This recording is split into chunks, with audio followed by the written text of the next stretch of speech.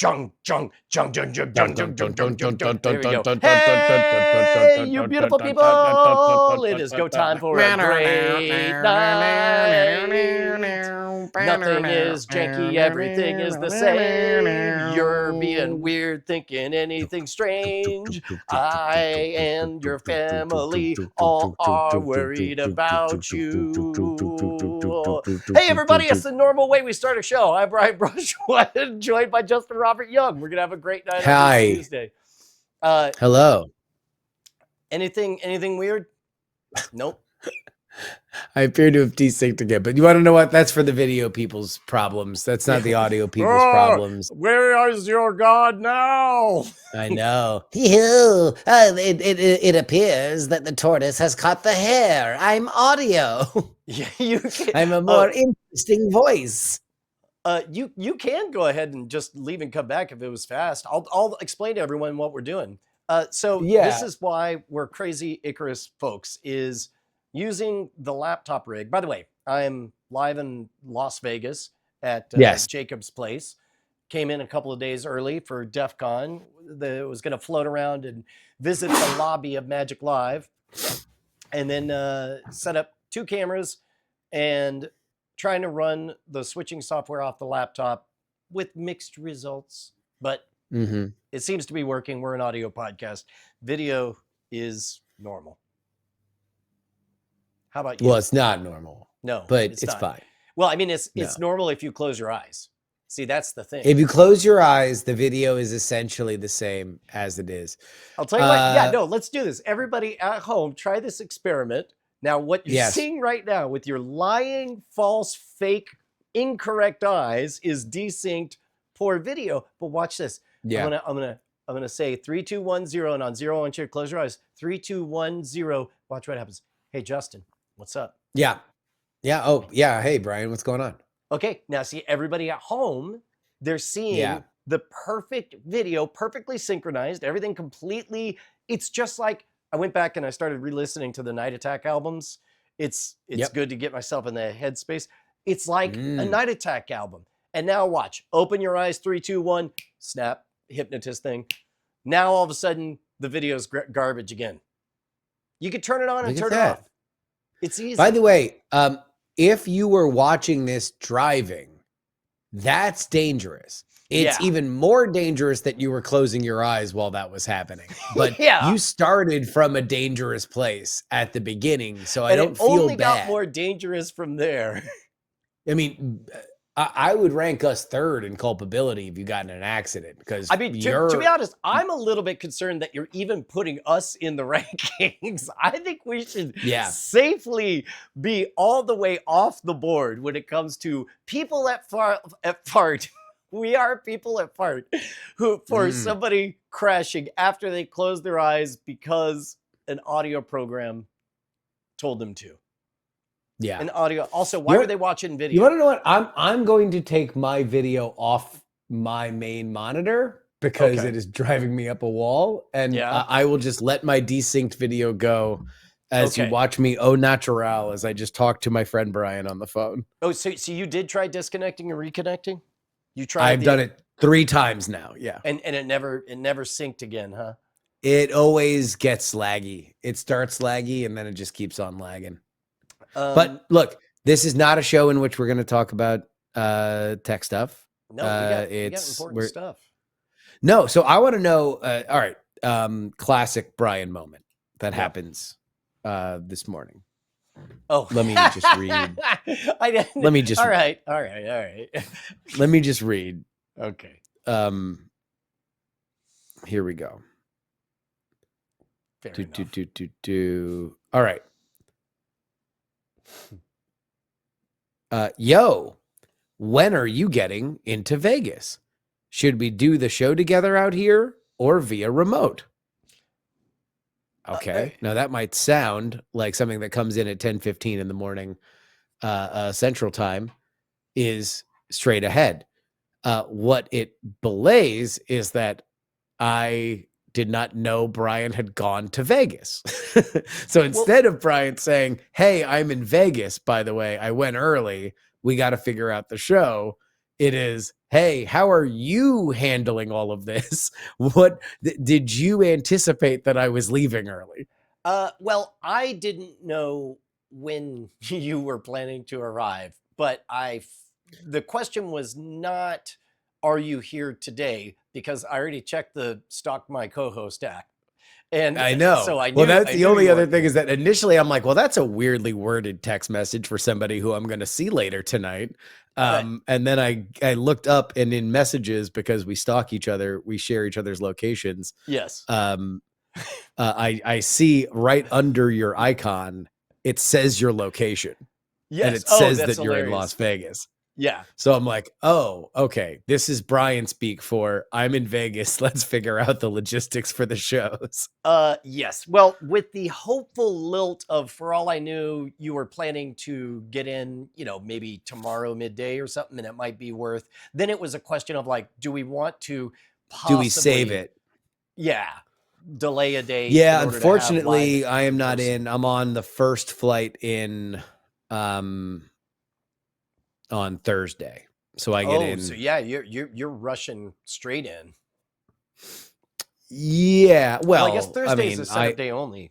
Never mind. I arrive at 6 o'clock in the morning Vegas time. So I'll tell you what, um man, coming in a day early, or 2 days early, actually, yeah, I guess two or yeah, three wait, days when early. let's this is what I really want to talk about. When did you decide to go to Vegas 3 days early?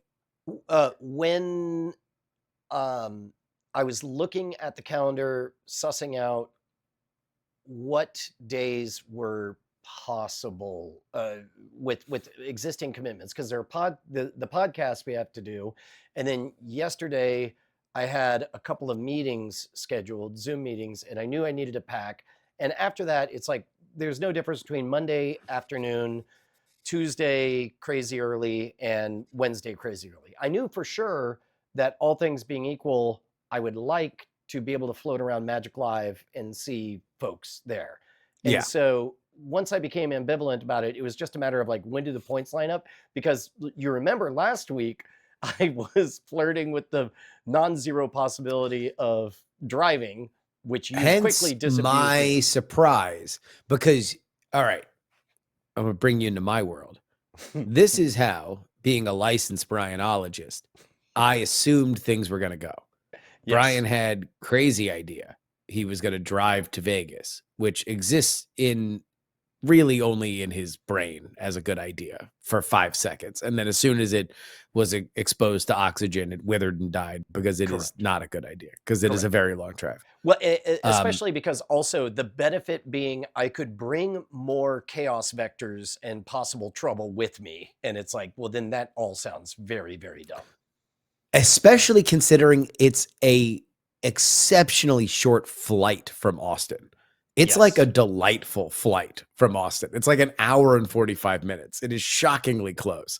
Yeah. And yet when you drive it, it's somewhere between 50 and 100 hours. Yep. Like, I don't know how that's even possible, but it is like the longest drive. It is Anyway, 2.5 days. And well, and part of it is because you have to make that decision gate. Like, the actual comfortable limit of driving is about 3 hours in between El Paso and some other city. And yeah. so as a result, you end up going too short, or wanting to kill yourself going too far. But yeah.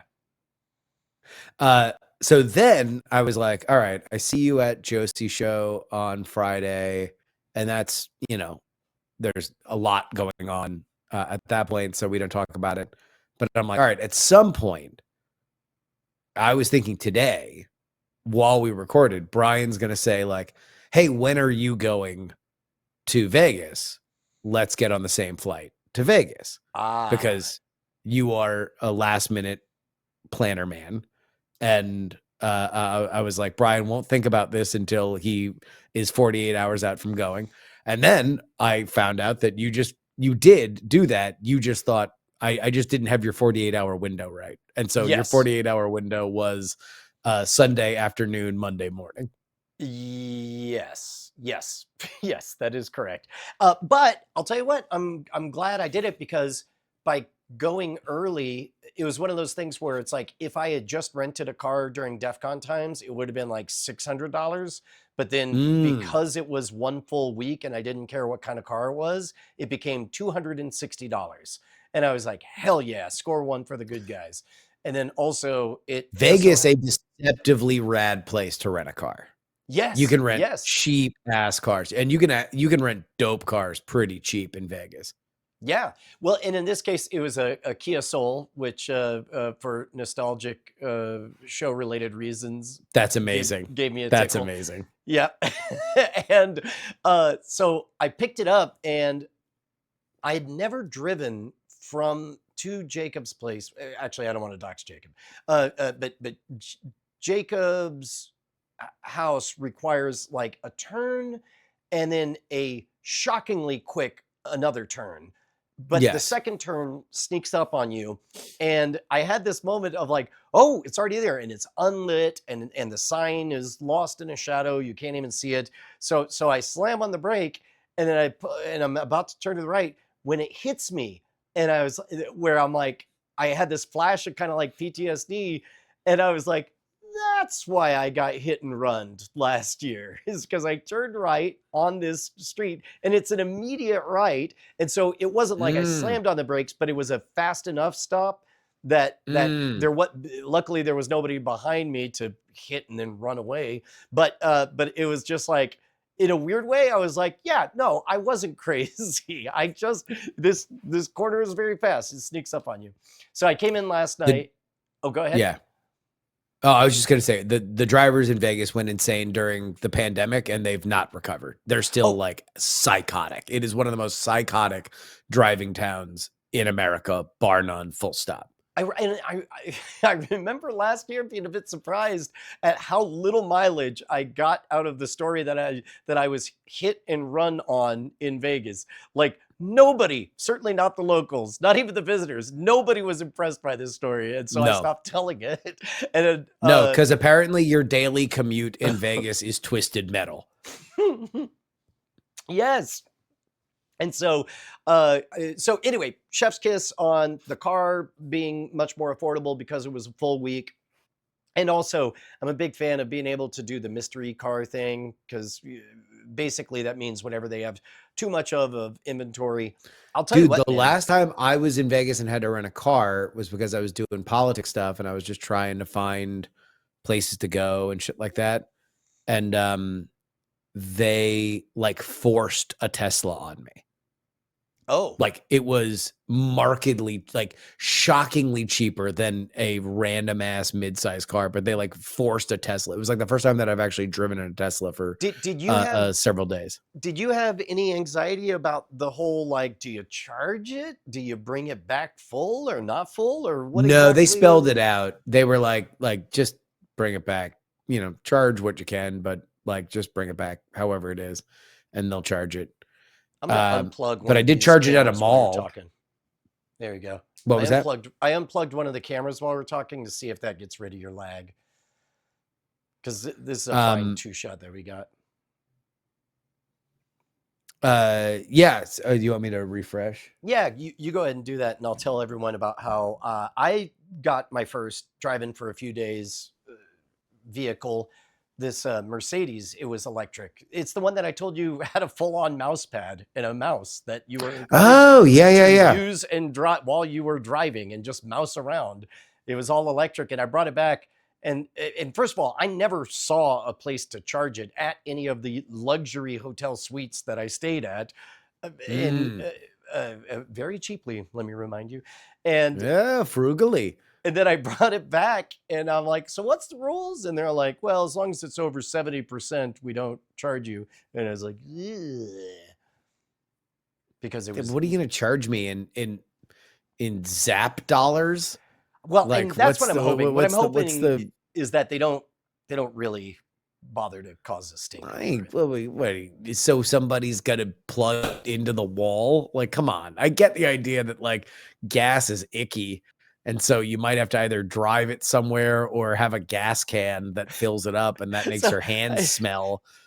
But like no one gonna give you a fucking award for plugging in your iPhone, dude. Like, it's fine. You hit the thing with the thing and you leave it. It's not the end of the world. So I was talking with the robot, like I was driving in and I just asked ChatGPT in the advanced voice mode. I was just like, hey, what's the deal with charging? Or like, oh, no problem. You bring it back, top it off. And I was like, well, is there a place to do it? And you're like, you betcha, right there at the airport. You just pull in right there and you can charge it up and then hit your flight. And I was like, about how long will it take? And it's like, not a problem. Just 8 to 10 hours, and then you are good to go. Just AI's ability to just cluelessly walk past fairly significant incongruencies like I wonder if it was saying like long-term parking, if there's long-term parking for EVs where you can leave it charging versus returning it. Just was walking past, because I think the model that advanced voice mode uses, I don't think I've seen an update in that for a minute.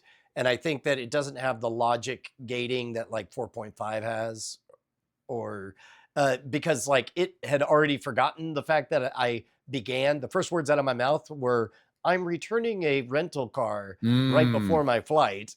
And then, and then it got into the details of where there was a charger on campus. Update coming soon, allegedly, on the old OpenAI. Yeah.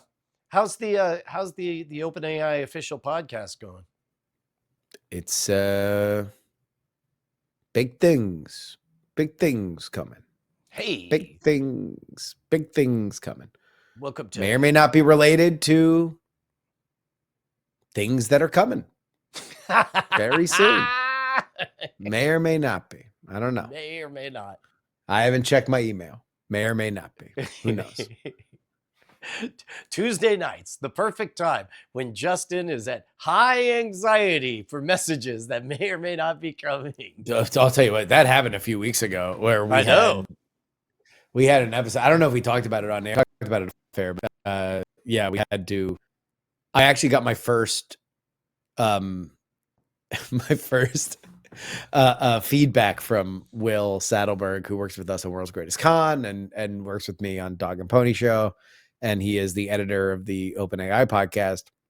And I got the first like, hey, these episodes sometimes need to be done like really quickly. And we have no idea when it's going to happen. And that's what happened a few weeks ago where things needed to be turned around. And I'm like, homie, you are the last hair at the end of a dog's tail. Like, what is happening to you is like, and I'm only a few inches above you. And by the way, the people that I'm talking to, that I'm getting my marching orders from, they're only a few inches above that. Like, we are all reacting to stuff that we have no control over.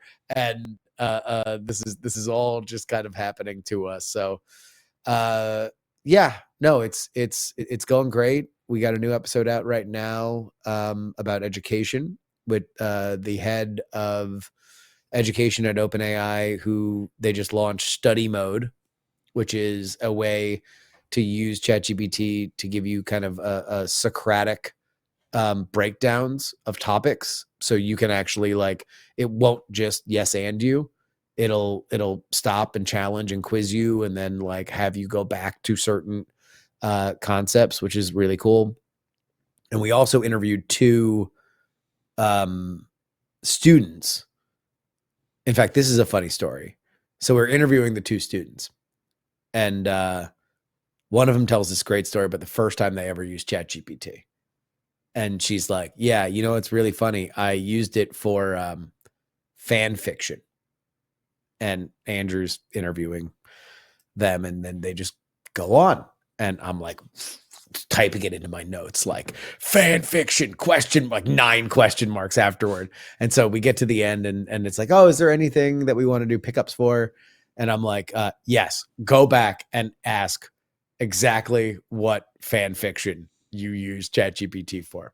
And I'm very, very glad we did, because she pointed out that she used it to impress people in the Shrek fan fiction community. And I was so thrilled that we got that answer. But Yeah, that was my contribution. I flew out to San Francisco so I could say, can we circle back on Shrek fan fiction? I'll tell you what though, man, like that stuff matters. And we've talked about this lately, but more than ever, real human interaction, like email is about to be dead as a doornail. Like low grade panic. I've not had to worry about algorithmic changes on YouTube. I haven't had to worry about whether or not tweets are boosted or not posted or whatever. I gave up on Facebook and their charge pay to play or whatever because I've been so diligent about curating my email list. But now, hot damn, man, there's so much garbage and everybody, millions and millions of itty bitty lessons are being learned every single day that cause people to not believe anything they experience. And also we have a whole old man rant coming. Somebody called me today who clearly was out of their depth with the complexity of a human phone call. He called and was just like, hey, I'm calling about the ad. And I'm like, cool, what ad? And they're like, and I was like, no, I don't. And it's like, and then it goes boop, boop, boop. And I was like, all right. And then the same number calls back. I'm like, hello, this is Brian Brushwood. Because at this point, like that was weird enough that I don't think it was a sales call or no. Didn't appear to be a robot. And it's just like, hello. And they're like, is this Brian Brushwood? I'm like, it sure is. What can I do for you? And it's just like, where is it? And it sounds like I am comedically exaggerating the obtuseness of the shit that he said, but no, that's literally what he said. I'm like, where is what? He's like, well, I just, I'm responding from the ad. And I'm like, okay, now you say ad, is it written? Is it a video that you saw? Boop, boop, boop. Phone rings again. And I'm like, hello, this is Brian. And he's like, yeah. And I said, well, let's try it this way. Hi, I'm Brian. What's your name? And he goes, boop, boop, boop. And I'm just like, God. And this is the real world. Okay, so that's where humans be at, right? In their skill level of interacting with other humans. And meanwhile, all of the modalities. Hold on. All right. Before we get to AI. All right. That's not how humans act. What was going on there? By your best estimation. My best estimation is that it was a teenager who was experiencing social anxiety. And so they are a fan of yours, and they are calling your publicly available number.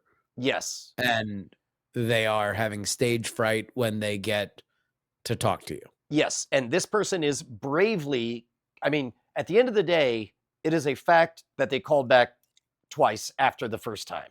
And I don't think they were doing it because they were trying to waste my time. And now I didn't know this at the time, it wasn't until the third interaction that I'm like, I think that they literally don't know how to have this conversation. And look, sometimes you got to be dumb if you want to be tough. Yeah. Well, and to be honest, brave for calling. If you're listening, person, I wish I caught your name so that I could find out what this ad was that you saw.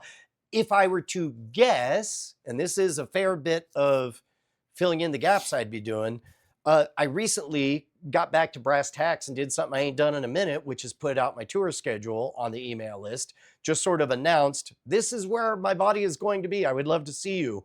Please reach out if you would like, to see each other. To book a show, yeah. Yeah, exactly. These are the gaps in the schedule and so on and so on. And I'm glad I did because already a couple of people came up specifically at Magic Live, again, which I'm not performing nor attending, but I just said I would be around. And indeed I was around, and indeed they found me at the Mardi Gras bar, and it was great. Justin, it was great. I am a fan of in-person events. What you do is you plant your butt at a place where you just announce to the world you're going to be, and people show up, and you just skip straight to helping them. You find out about their gig, and you got something to work on. It's the best. I hosted a 2-hour live call-in advice from Brian talk show, and then suddenly realized I had to go do Cord Killers and ran away. But anyway, point is, You got humans who bit rusty on their skills. Some people ain't never learned them. But now all methods of electronic communication, very dicey. Did you hear about this age verification using a video game setup? No. In England, they got this to go to a porn site, you got to prove you're 18. And the way they do that is you can either scan your government ID or you could turn on a camera on your face and basically follow a trained dog Turing test where it's like, smile, now frown. Now think of your father's nipples and then look confused or whatever. And apparently crafty teenagers are using virtual avatars from games that you can tell it to do all these things. Gotcha. And they just point the camera at that. And they're all like, yep, that's me. I'm an 18-year-old human. Let me in. That's hilarious. That's so good. But my point is... It's so funny. If you ever use Agent on ChatGPT, to watch it just flawlessly click through captchas that used to keep like robots. It's like, yes, I'm a human. Click. Like, it's like, wow, we are so far beyond like that tech. You might as well get rid of every captcha ever, because like it actually is just fucking useless now. Yeah. Anyway, finish your point. Oh, my point being, I'm a fan of inhuman real things more than ever now. Absolutely. I mean, I think that they're definitely going to be, well, I mean, in a lot of ways, the increase in these kind of events are only going to continue for reasons that existed before AI, which is that we don't have a mainstream culture. You know, like we're doing We're Not Wrong tomorrow, and one of the topics that we're talking about on the bonus episode is that like there's not a song of the summer. And like, you know, last year they had one. It was like the Sabrina Carpenter Espresso song or whatever. But it's like, look, the reality is I thought it was the song of the summer. What? Oh, I was gonna say I thought it was the booty cheek dumb guy song. The one with all the AI in it. What? Yeah, the one that we accused them of deleting AI accusations in the comments of. Oh, the Sabrina Carpenter song this year, Man-Child. Yes.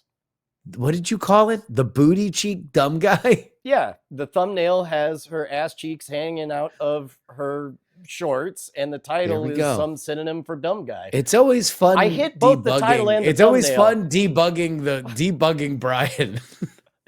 I mean, booty cheek dumb guy. I did cite both the title and the thumbnail, which you did. Look, again, like the machine works. Like I'm just saying, it's confusing. You have to go back and figure out how it got there. But anyway, sorry. You were talking about no. I don't think that one did not have it was popular, but it did not have the worldwide expressive element of her previous breakout single. Anyway, the larger point was that there is the idea of a song of the summer is dependent on gatekeepers. It's dependent on radio or MTV, or in these cases now, the only gatekeepers that exist are like leaderboards essentially on YouTube and TikTok and various other social media platforms. So it's like, if there's no one song that everyone can agree on, like now basically like this is consensus. This is legislation. Like we are all throwing in our lot. And if everybody's like, oh yeah, espresso, doodle-doo-doo, doodle-doo-doo, I know that. Then it's like, congratulations, you've hit the leaderboard. You're the song of the summer. But in the past, it was easy because there was an executive who was like, well, it's this. Doesn't matter if people like it. They're either going to like it because they like it, or they're going to like it because we play it a million times, or they're going to hate it and then eventually like it because they keep making jokes about it with their friends. And that's going to be the thing. It's not going to be about whether or not it's good. It's about whether or not it's omnipresent. And now omnipresence only exists by plebiscite, which is insane to think of. But it's also the future that we dreamed of when we were kids who didn't like mainstream things, who were like, well, in the future, we'll all be able to decide our own thing. And it's like, guess what? Like, that is the future that we built. It's like, you know, one of the big songs that they say, it's like, oh, the closest thing that's a song of the summer is from K-pop Demon Hunter or whatever. And it's like, oh, well, you want to know what? This is definitely the fantasy of some weird weeb in the 90s. Like they've seen their perfect society be built. Yeah, it does. It does. I wonder if there's a place for an, I don't know, like how weird that we got our wish that there wasn't just one power structure force feeding a fire hose of content to us. And now it's like, yeah, oh, it's nice that I have a place to myself, but it's very lonely here. I wish more people were around. Yeah, you know, it's not exactly Grand Central Station when you find a Discord of like people that only agree with you. It's like we've all basically moved into small towns. We broke up big cities and we scattered ourselves to the wind. And now, I don't know, maybe gigantic cities will build from those areas. I mean, I guess that would be the nature of all information, is that it scatters and gathers and scatters and gathers. But right now it's like, oh, okay, well, everybody, the good news is if you're into it, other people probably are too, and you can find them. That's the good news. The bad news is it's like very high floor, very low ceiling. Like, yeah, there's only so far there. There's only so much farther that you can go. I think that this is kind of like a core thing I worry about, because in structures, start with your family. You imagine a healthy nuclear family. Everyone loves each other, but also you definitely don't all like the same thing. But yeah, you get exposed to different things because you have to, because you're a family. And then same rules apply to, look, you know, we don't love traditional industrial age education, but same thing applies for that in the cohort of students, same in small towns and so on. That all certainly has a long track record in history.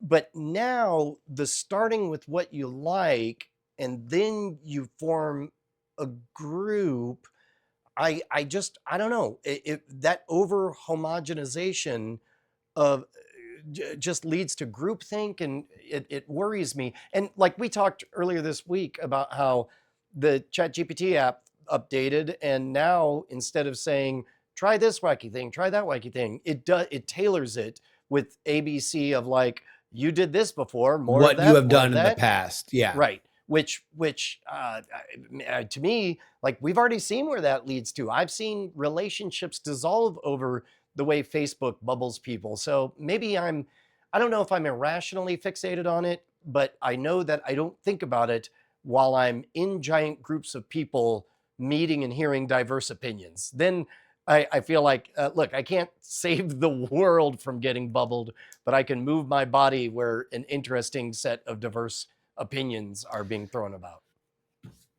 Yeah, I mean, I guess that's where it is harder and harder and harder to understand the shape of the world, because it is so diffuse. Like, before, you could be like, well, you know, if CBS shows a television show where the main character cheats on his wife, then that means that 15% of all media that was consumed is about how it's super cool to cheat on your wife and you're going to increase infidelity or something like that. Where now it's like, oh, I don't know, where between K-pop Demon Hunter and my fixation on Sasquatch delivering actual religious sermons, unironic sermons, yes. Like, where is culture, right? Like, is it a clip of Donald Trump standing on a roof? Is it the depth chart of the Cleveland Browns? Like, all of these things are equally popular. Like, they are all things that get tens, if not hundreds of thousands of impressions on whenever they are published. but do they matter in the same way? Certainly not as much as if like Dragnet, like, you know, all of a sudden had all their characters doing coke without any kind of like, you know, compulsion or anything. Then that would be like, wow, I guess like America's really into cocaine. But now it's like, I don't know, what does anything matter? Does anything hurt? Is anything bad? Is anything good by that very nature? Or is it all just kind of these little itty bitty rocks, these pebbles of information that we coat our body in? Well, and there's so much that gets hidden. I am acutely aware lately of just how much of effective communication is nonverbal. And I don't just mean from body posture or visual cues. I mean from the pacing of fidelity that you can only really hear in kind of an unguarded two people in the same room way. Like even now, we're close to this.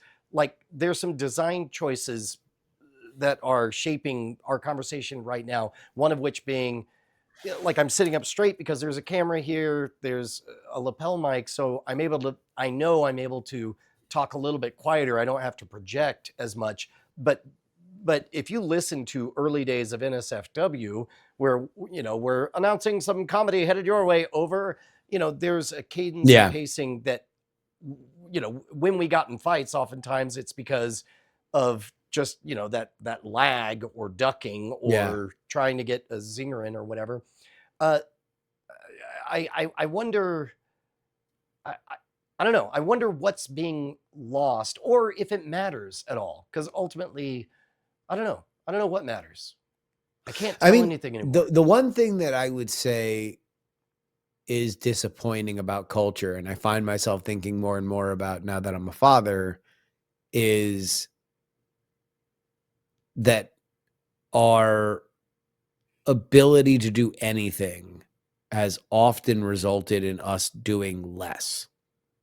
Like we have, with access has also come information, and with information is a lot of reasons why not.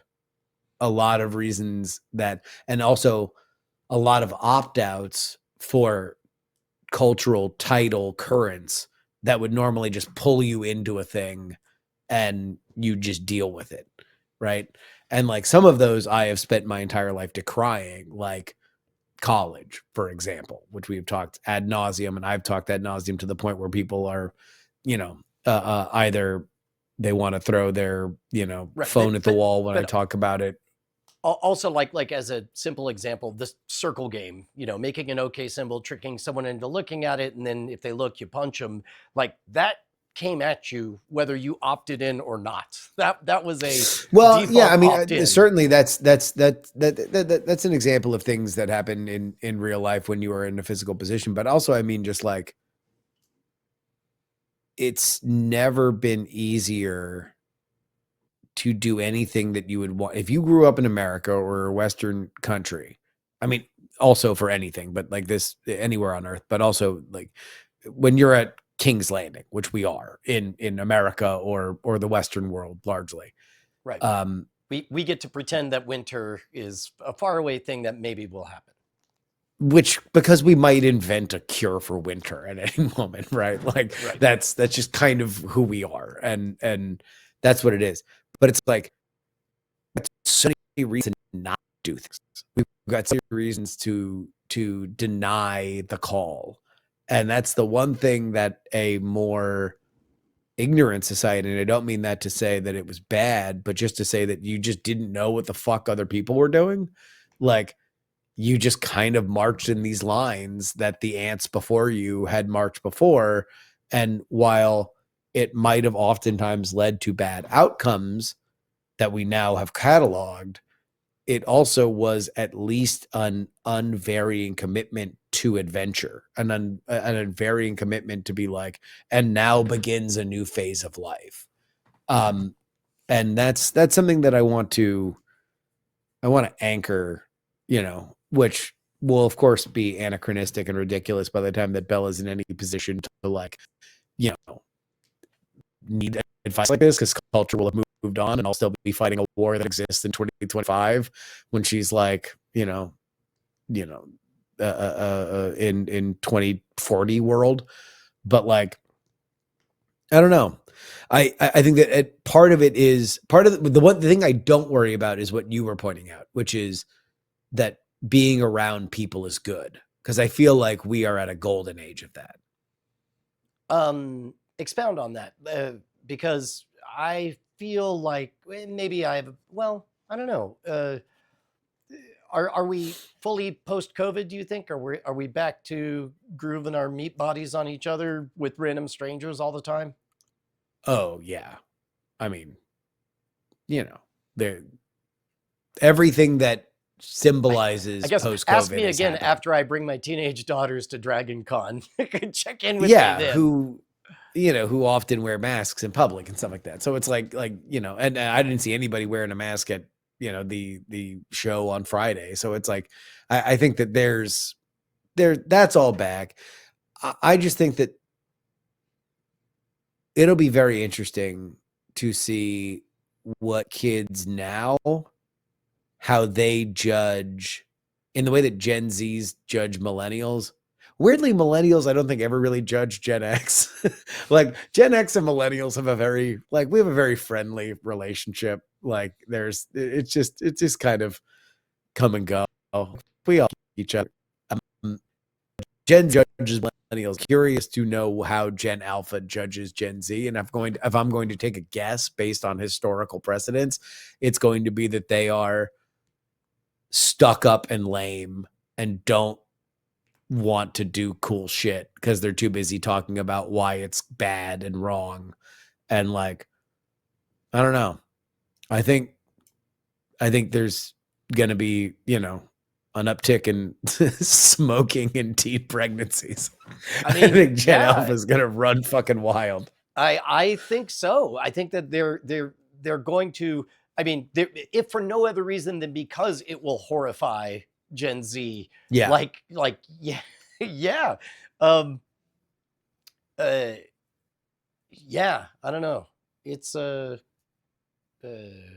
topic got too broad. Although this is going to be great. It's going to be a great bonding thing for my daughter and I, because we'll have double pincered Gen Z.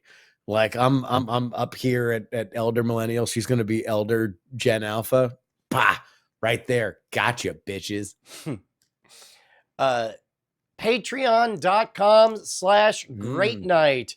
That's where you get this show in normal, non-degraded video. That's right. Secretly, I have a perfectly good copy that's completely in sync, and there's nothing wrong with it. Where is it? You'll never know unless you're a patron, in which case I'll tell you in the bones that this was a lie. But the only way you'll hear that truth revealed is if you find out where it is by calling Brian's publicly available number and asking him. Yes. However, you do need to complete your sentence and know your name. That's all we ask. Hello, complete your sentence, know your name. I'm Brian. Let's go. Let's go. How is our favorite property in Las Vegas? How is the Orleans? Great. Apparently, I just got texted as we were going live. Like when I was there, it was like the Brian support group only, and then now I've been getting texts saying like it's filling up. We got so and so here, so I'm gonna go see like Danny and Alex and poke around over there. Nice. I only went there just for a bit today. Today's been a shockingly kind of normal work day. I did something that I don't know how I feel about. I was hungry, so I just walked into a hotel and ate the free breakfast. It should have been the lead of the show. I know. This is why we reward people who are in it for the long run. let me hold on. No, hold on. Let me imagine it in my head before you start ruining it. All right, you paint the picture and I'll tell you how close you got. Okay. If I'm going to realistically guess how this went, I don't think you just drove to an Embassy Suites off strip and were like, oh, breakfast time. I think that you probably were around a hotel with a continental breakfast, which for the record would not be a casino for folks who have not been to Vegas. That would not be the way that those places operate. They usually have, if they have a buffet, it's a more lavish thing and you have to pay. So this is definitely a more regular ass off strip, deal. But I don't know why you'd be around one if you're staying at Jacob. So now I'm back to the idea of Brian, like, is like, oh, am I hacking the system? Like, or am I just a piece of shit? By like walking into a Comfort Inn and just grabbing a plate of fucking scramby eggs and bacon. I think you just rolled up on a DoubleTree and were like, it's time to get some biscuits and sausage links. All right. So first of all, I don't think I told you, but at Josie's concert, which by the way was delightful, also Needle and Thread available on Spotify right now by Almost a Girl Band, finally published. Make sure to get on that.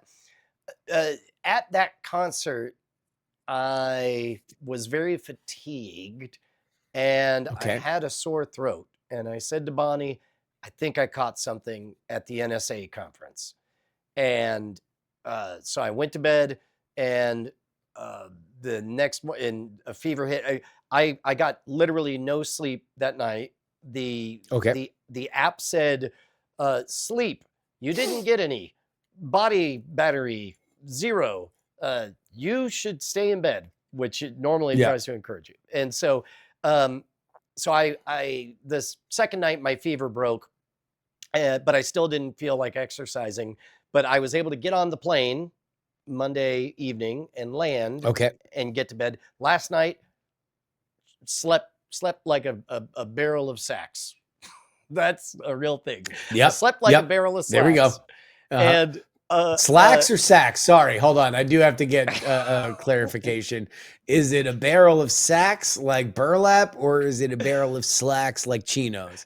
Well, it was a barrel full of burlap sacks containing chinos. So it was both a barrel of sacks and slacks. Okay, I like that. Of slacks.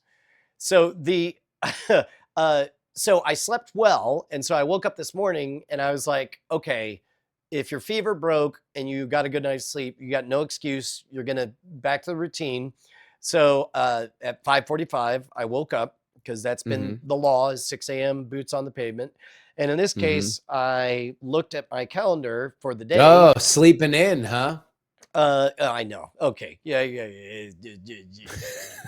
A little ACDC. Sorry, this is my new character here. Guy who wakes up at 4:30 in the morning, guy. but also guy who fairly recently started this routine and is already old. But you want to know what? I've been doing it for 2 weeks now. I got my letter in the mail. I'm allowed to do that. Fair enough. I mean, that day has to come at some point. But I looked at my calendar, and I had a meeting with Mark Levy, who is astonishing. Our crowd will know him as the guy who co-wrote Tricks with Your Head with Matt King.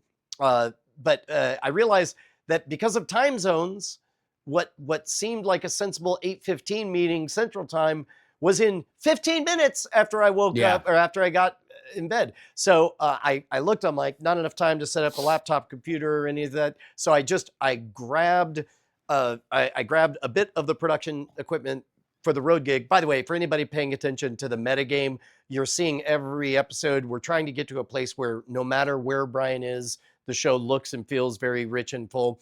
And so I grabbed a mount and I walked out, and the sun was setting, and I'm like, great, get the shot that way. I screwed it on to a flagpole, sun's rising above, and we have just what's supposed to be a 45-minute call becomes an hour and a half, and eventually batteries die, and so we have to pick it up later. I'm like, okay, now let's go running. And so I start running. There we go. There we go. Running. That's what I didn't factor in. And so I'm running to a coffee joint. I don't know what's around, you know? And so I get near the coffee joint. I'm like, man, I'm hungry. I could use some brekkie. And there's a Bojangles here. That doesn't seem healthy. You know what I need is just straight protein, just straight scrambled eggs. That'd be great. Oh, well, there's a hotel here. You know what? Which was it? Let me look it up.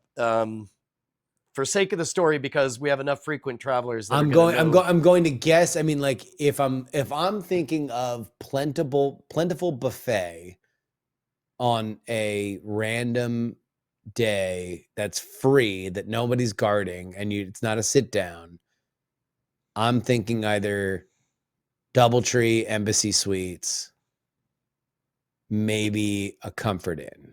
Okay, this is Spring Hill Suites by Marriott. Spring Hill. Fuck. Yes. There we go. And okay, so originally I'm like, hey man, I'm just gonna go to the bathroom and that's it. And so I walk in and I look over, I'm like, that's a nice buffet. That's a real buffet. And so I walk up to the front counter and I say, I would like to buy this Diet Mountain Dew and this Snickers ice cream bar. They're like, okie dokie, put it on your room. No, I'll just put it on my card.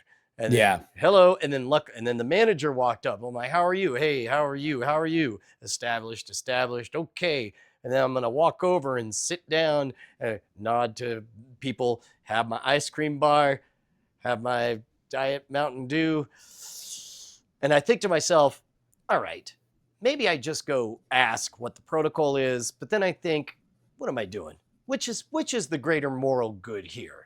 Because if you ask, now you've handed somebody a conundrum where it's like, within your system, how much do you charge? And then they have to find the thing that they charge for you to eat the buffet, which they don't have. And they're going to have to tell you no. And it's like, at the end of the day, they're going to throw out more scrambled eggs than you would eat right now. So you might as well just go ahead and get a goddamn plate full in your gullet. And you're welcome, staff of the Spring Hill Suites. You got $8 of my hard-earned cash for exactly 3 eggs. You're welcome. That all felt fair dinkum, and it felt like I was doing him a favor. It was already in the bin? What do you mean? Oh yeah, no, I paid. No. The scrambled eggs, they're already in a tray, a warming tray of scrambled eggs, or did you have somebody make them for you? No. They were just in a tray. They were in the tray. Yeah, you're good. You're good. You're right. Good. You're okay. fine. I also got a couple of pork sausages, but I mean, well, of course. I mean, like if you're there, you might as well get a few pork sausages, right? Yeah. I mean, okay. Here's the question: Is it enriching in your karma? No, you're probably, by arbitrage, subtracting a little bit from your karma in life. But like, I think it comes out in the wash. This is negligible. Yeah. Well, because I just know, like I didn't feel good about handing them a problem.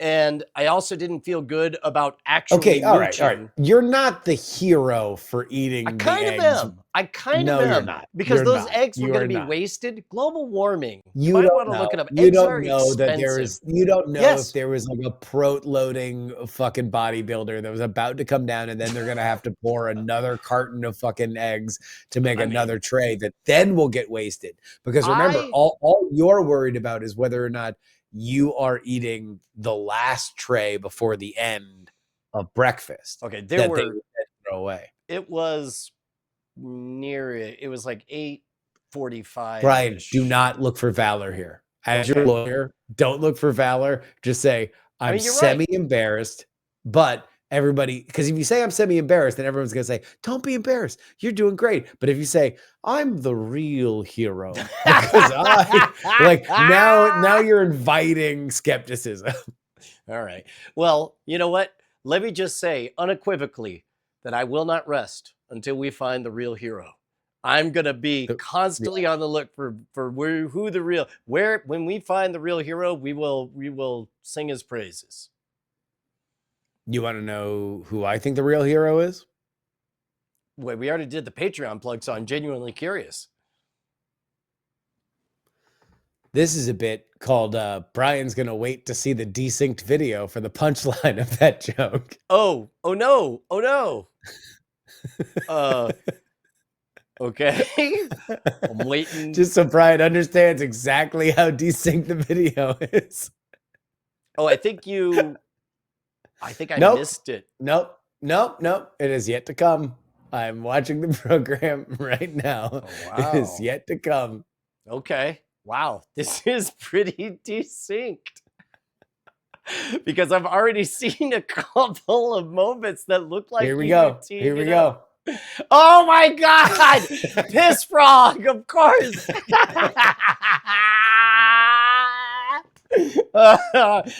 welcome, video. Well, I was thinking Jesus Christ, but I guess he's Piss Frog to his friends. Oh, I was about to say, come on, man, we got lore. I know. Well, I mean, so does they. So do they. So does Jesus Christ. If we're in a lore contest, goes deep. I don't think we're gonna win. Also, I think his fans are a bit more committed to the bit than ours. Than Piss Frogs. I mean, look, Piss Frog's got some real dedicated disciples, but I think Piss Frog has a posse. Yeah, and they're number one. Yeah, they are. So I'm not a hero. I'm not a savior. Forget what you know. No. I'm just a man whose circumstances got beyond his control. That's true. You know, a lot of true thoughts. What are you excited about with Defcon? Oh, by the way, did you see the Hack 5 news, the release news? No. That is a black box that I am not clear what I officially know and don't know. Well, now you know that today they have released the Wi-Fi Pineapple pager that is available for pre-order right now, but it looks fucking awesome. It is so cool. And you're going to be able to see Brian and I both at the Defcon booth this Defcon. So head on over there. Yeah. Hey, do me a favor. See if AT&T does the thing that I think it did for me, which was upon my arrival in Las Vegas, as I was walking to luggage, I had the thought, Defcon is happening. I should disable my Wi-Fi. And I pulled out my phone and I went to go click on the Wi-Fi, but it was already, Wi-Fi is disabled till tomorrow. And I wonder, in my conspiratorial corporate-minded mind, whether or not AT&T was just like, we just flip a switch for everyone, make it easy on them? I don't know. Why would AT&T have control of your iPhone settings? I don't know. I don't know if it does. Well, they already do by default. Well, number one, AT&T and iPhone were synonymous at one point, during which time there were settings where whenever possible, an AT&T Wi-Fi router would immediately grab, without you actively joining the Wi-Fi hotspot, it would do that. And so it seems like if that was from the Wi-Fi side. That wasn't like from the SIM side. Right. Well, again, this is what I don't know. Is it whether it was this is why I'm asking you to collect data upon your arrival. No. I think you probably turned off Wi-Fi and it turned off Wi-Fi for 24 hours. And when you landed, it said Wi-Fi is turned off for 24 hours. That does fit all of the characteristics of the story. It does fit the narrative as professional storytellers in a jury would appreciate. No, I mean, yeah, this is going to be a fucking disaster for Defcon. I have to do a fantasy football draft on fucking Saturday, which is like the busiest day of the con. And so like my fucking SSN is going to end up on the dark web because my asshole friends couldn't figure out another day to do a goddamn fantasy football draft. Are you feeling sick? Did I get you sick? No, I mean, I am now getting an allergy thing Or maybe, I mean, again, the number one disease vector in my life is not you. It is my infant daughter. Well, you know what? They say that you live with your heart outside of your body when you have a child. So I guess it's fine that I'm no longer your number one disease vector. But no, in the middle of this podcast, my sneezing has become more sneezable. Okay. So have you gotten any a-hole BJs in? I love what that must sound like to somebody who unfamiliar with our history. No. I mean, everybody understands. They all get it. But Brian, if there's one thing that Brian is identifiable for when he's in Vegas, it's a-hole BJs. The only a-hole BJ that I've gotten was at the NSA. I was at the NSA and I saw they were giving away BJs, and I brought the a-hole BJ. But that was with play pretend stakes. But I need to play. In fact, probably tonight, probably shortly after this very program, I'll go and see if it gets. Go mix it up. Well, you want to know what? That's as good as reason as any to bring this on to a close, so Brian can make his way out to the palatial Orleans casino where what's our favorite place? Where the bailiwick may indeed be open. Maybe at any moment. The bailiwick may be open. Yeah. I heard the Fridays is closed there. I haven't made it around the corner to see that with my own eyes. I got stopped at the Mardi Gras, and the helloers kept helloing. So I'll check it out. I think I heard that the Fridays was closed, which was a very, very big bummer because I've spent so much time there. Yeah. All right. Well, you know what? It's been a great night. We'll see if I can upload everything from here, and we will. Oh, wait, I just realized I don't know if I have the upload program. We'll figure it out. Emerging in progress. We love you guys. Yeah. Bye. We'll be in the same place at the same time for the bones. That's true. Bye. Bye.